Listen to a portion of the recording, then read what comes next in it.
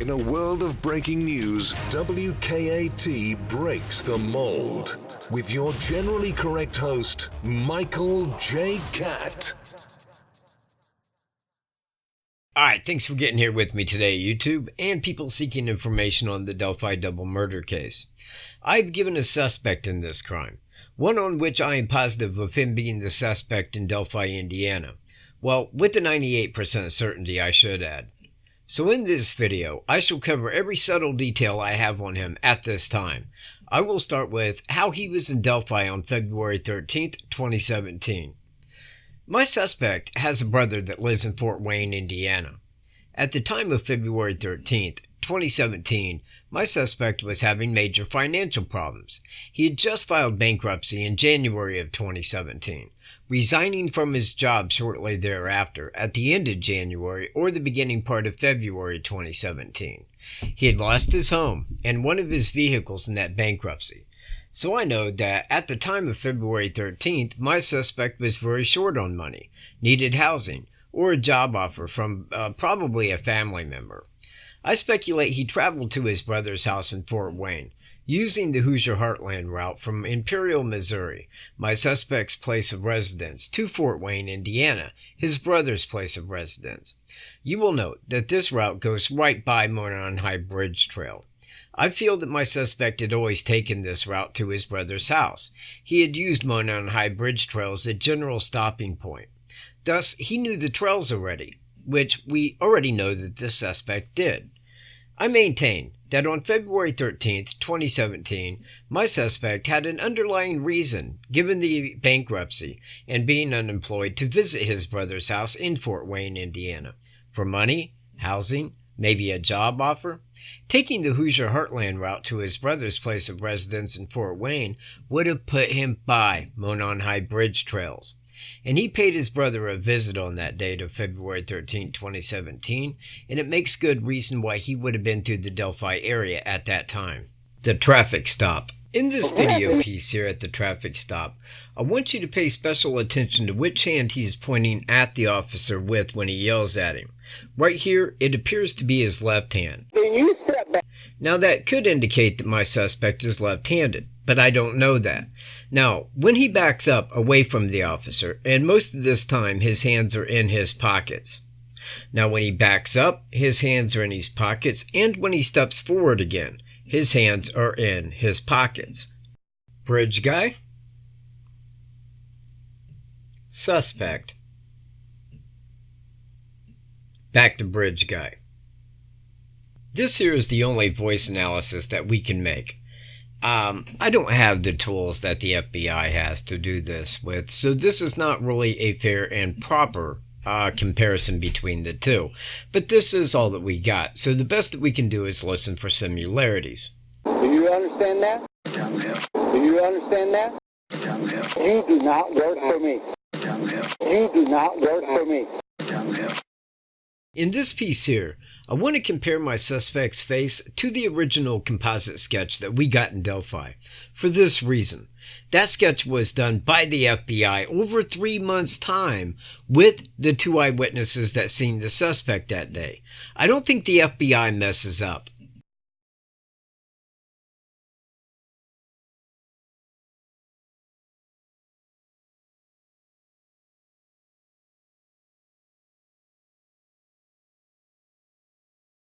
My suspect drinks alcohol. Prior to the midday Catholic supply store sexual assault and homicide, my suspect was at a drinking establishment 2 doors down from the Catholic supply store. Now, here my suspect, 1 month prior, having been pulled over, is clearly intoxicated here as well. Do you understand that? I don't work for you. Yes, you do. I pay your taxes, and you do not work for me. Back in September of 2018, he sexually assaulted a 77-year-old woman after barging into her home. Smart Money says he was drinking before that crime as well. I say this for this reason. A lot of serial killers drink alcohol. It gives them the nerve to commit the murders. Then they use it to live with what they've done.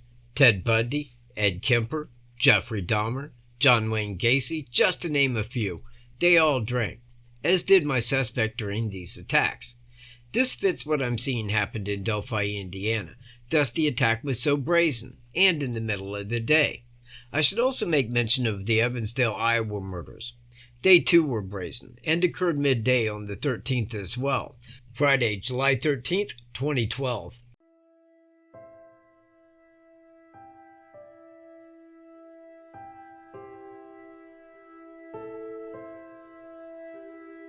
The exact same method of operation occurred in Evansdale, Iowa, as did Delphi, Indiana. Let's take a look. On Friday, July 13th, 2012, the suspect took exit 70 to Myers Lake Nature Trail in Evansdale, Iowa. He stopped here, saw two children's bikes parked at the entrance, and then started hiking the trails. He found the two girls and got them back to his vehicle. I want to note that the girls' bikes were still found at the entrance where they had parked them, and Elizabeth's purse was found at the southeast corner of Myers Lake, meaning that the suspect had either told them that it was an emergency or forcefully got them back to his vehicle during the abduction. Witnesses that saw the suspect's vehicle in Evansdale said back in 2012 that it was a white, boxy, older-style Bronco. The bodies of Elizabeth Collins and Larry Cook were found 6 months later at 7 Bridges Park, 25 miles northeast of Evansdale. They were found beside a creek in the woods.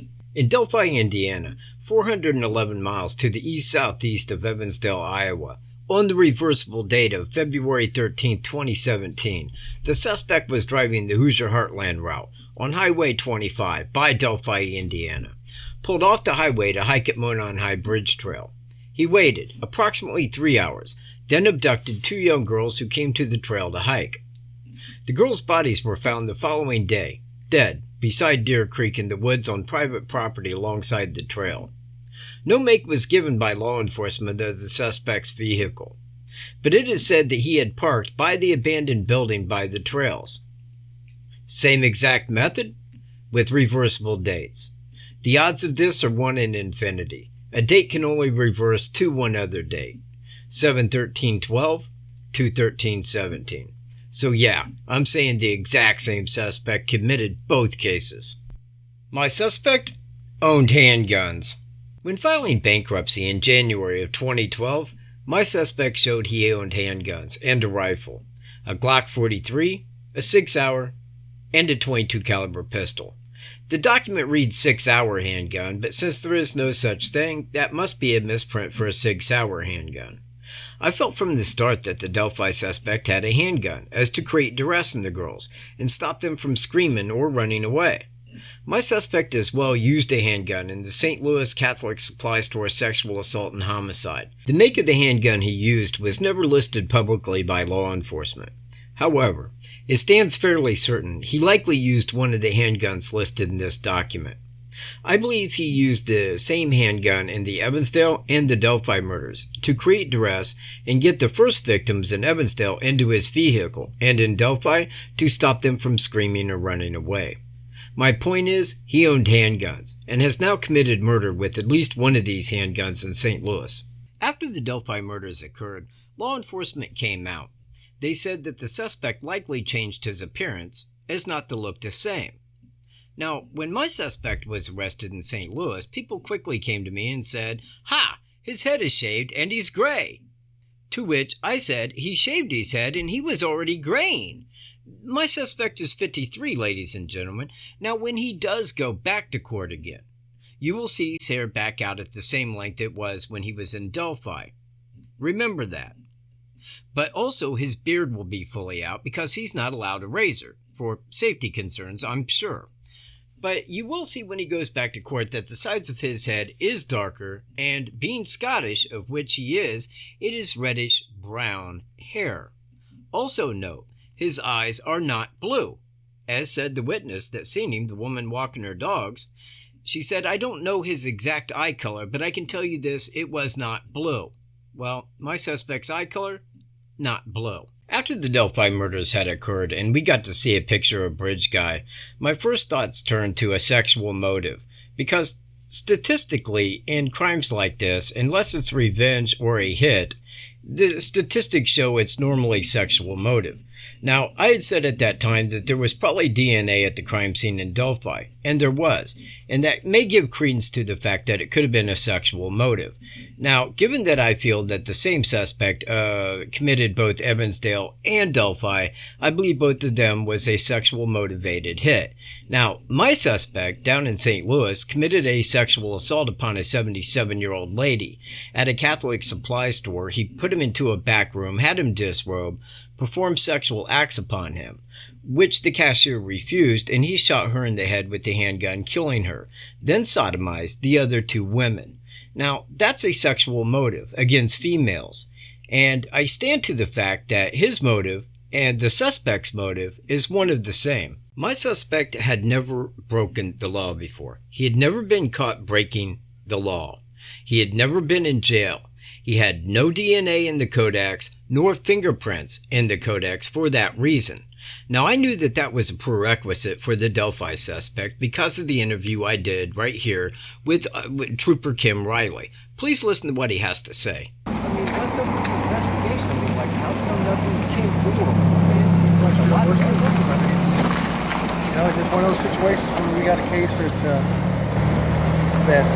this person's never apparently committed a crime before. We have, You would feel that he had never committed a crime, he has no DNA in the database? Well, I can't comment on that, but I'm just saying that's what it looks like. I mean, there's a possibility he's done something, but we can't find no traces of it. That was my...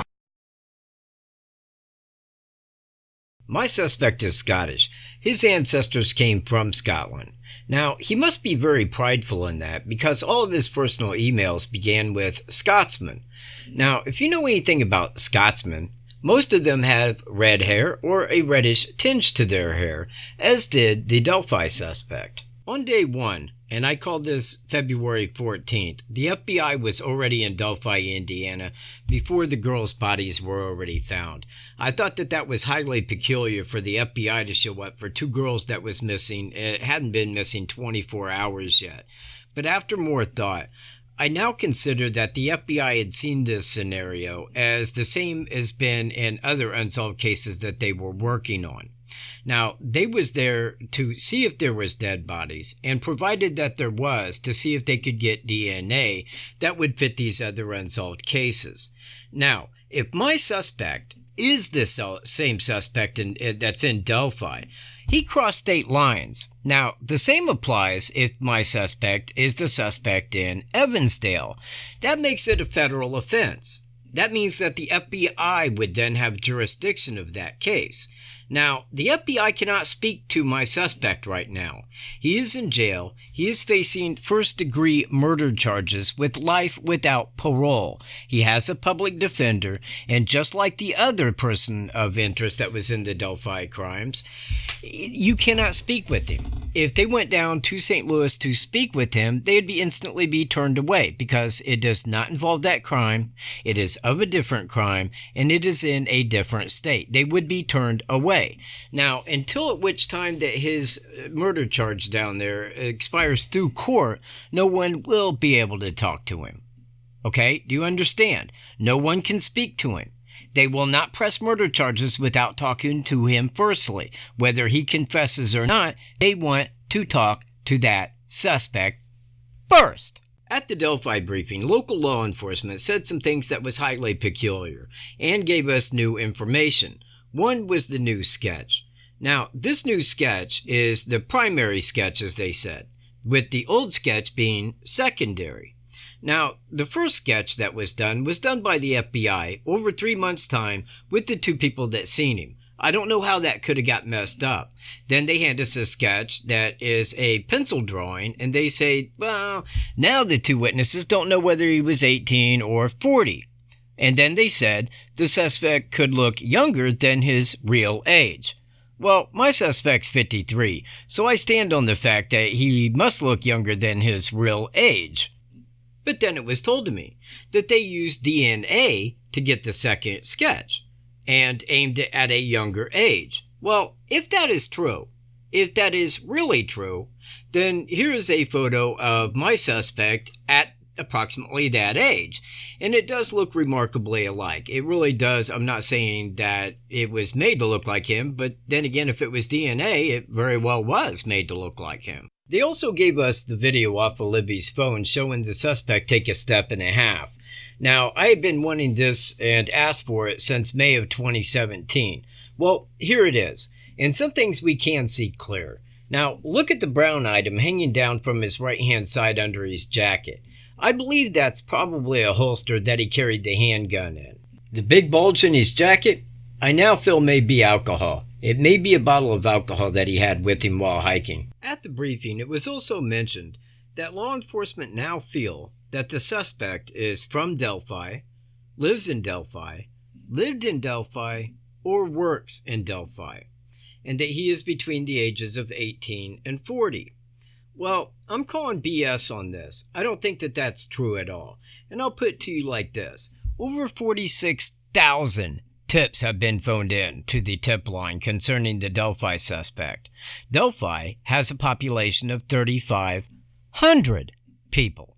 That means that over 10 times the amount of the population of Delphi phoned someone in. Nobody had it right.